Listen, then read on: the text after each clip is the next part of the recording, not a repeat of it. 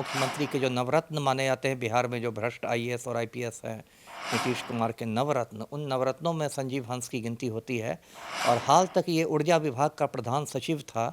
इस बिहार सरकार ने संजीव हंस को ऊर्जा विभाग के प्रधान सचिव पद से हटा दिया है और अभी वो पदस्थापन की प्रतीक्षा में है, वेटिंग फॉर पोस्टिंग में है। मतलब उनकी कहीं अभी पोस्टिंग नहीं हुई। इसमें से बहुत लोग जेल जाएंगे, कम से कम संजीव हंस और गुलाब यादव तो जाएंगे ही जाएंगे, बाकी लोगों का कितना हाथ है मुझे नहीं मालूम।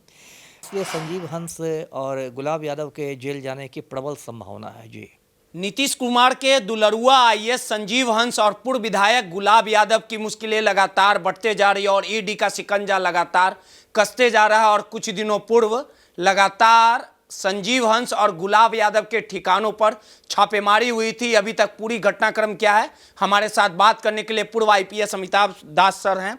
सर, लगातार जिस प्रकार से जो संजीव हंस के जो कारनामे थे वो सामने आ रहे थे, गुलाब यादव भी आपको याद होगा, दोनों पार्टनर भी रहे, और जिस प्रकार से लगातार ईडी शिकंजा कसते जा रहा था, छापेमारी हुई कई ठिकानों पे, पुणे, मुंबई की बात कर ली जाए या दिल्ली की बात कर ली जाए या पटना की बात कर ली जाए, तो एक बार फिर से एक नया एफआईआर दर्ज किया गया। आखिर कब तक इनकी गिरफ्तारी होगी और इनका जो स्कैंडल है वो कहाँ तक फैला हुआ और कौन कौन इनको बचा रहे हैं अभी तक? देखिए, मैं दर्शकों को शुरू से बताता हूँ, ये जो संजीव हंस है ये 97 बैच का आईएएस अधिकारी है और पलटू राम के करीबियों में माना जाता है। मतलब मुख्यमंत्री के जो नवरत्न माने जाते हैं बिहार में, जो भ्रष्ट आईएएस और आईपीएस हैं, नीतीश कुमार के नवरत्न, उन नवरत्नों में संजीव हंस की गिनती होती है। और हाल तक ये ऊर्जा विभाग का प्रधान सचिव था और 1-1.5 महीने पहले इसके कई ठिकानों पर ईडी ने छापेमारी की थी। ईडी का मतलब इन्फोर्समेंट डायरेक्टोरेट होता है, हिंदी में जिसे प्रवर्तन निदेशालय कहते हैं। ये केंद्र सरकार की एजेंसी है और भ्रष्टाचार पर अंकुश लगाने का काम करती है। तो जो छापेमारियाँ हुई थी उसमें बहुत सारी मतलब आपत्तिजनक चीज़ें मिली थी, बहुत सारी संपत्ति का पता चला था। माना गया था कि जब ये पावर होल्डिंग कॉरपोरेशन में था संजीव हंस, तो इसने स्मार्ट मीटर लगाने वाली कंपनी से मर्सिडीज़ कार घूस में ले ली थी। मर्सिडीज़ कार एक बहुत महंगी कार होती है। फिर पता चला आया कि पंजाब के पास इसने 95 करोड़ में रिजॉर्ट खरीदा। इस तरह की बहुत सारी बातें आई। उसके प्रीपेड मीटर के नाम पे ही लुटेरा है। जी जी, तो उसके बाद ईडी ने ये सारी चीज़ें बिहार सरकार को भेजी। तो बिहार सरकार ने जो विशेष निगरानी इकाई है, एसवीयू जिसको कहते हैं, स्पेशल विजिलेंस यूनिट, विशेष निगरानी इकाई में 1 महीना पहले इस पर एफआईआर हुआ। 5/2024 उस एफआईआर का नंबर था। और अब मतलब 1-2 रोज़ पहले, मुझे लगता है कल ही, ईडी ने उस एफआईआर को मतलब टेक ओवर कर लिया, अपने पास ले लिया अनुसंधान के लिए।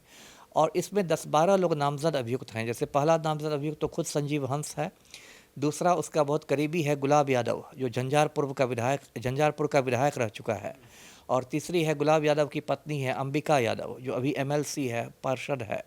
उसका संजीव हंस की पत्नी का नाम उसमें है, मोना हंस का नाम है।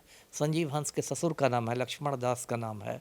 संजीव हंस के साले का नाम है बाल गुरतेजा का नाम है। इस तरह से 13-14 लोगों का उसमें नाम है। और ये अब उन लोग को सम्मन भेजा गया है, मतलब पूछताछ के लिए बुलाया गया है।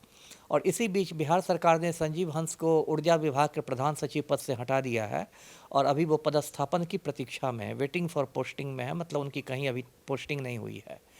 तो इससे बहुत उनकी मुश्किल बढ़ रही है संजीव हंस की, क्योंकि पूछताछ के लिए बुलाया गया और इसकी प्रबल संभावना है कि पूछताछ के बाद उसको गिरफ्तार कर लिया जाएगा, जैसा ईडी करती है कि लोगों से पूछताछ करती है और पूछताछ के आखिर में इसमें से बहुत लोग जेल जाएंगे। कम से कम संजीव हंस और गुलाब यादव तो जाएंगे ही जाएंगे, बाकी लोगों का कितना हाथ है मुझे नहीं मालूम।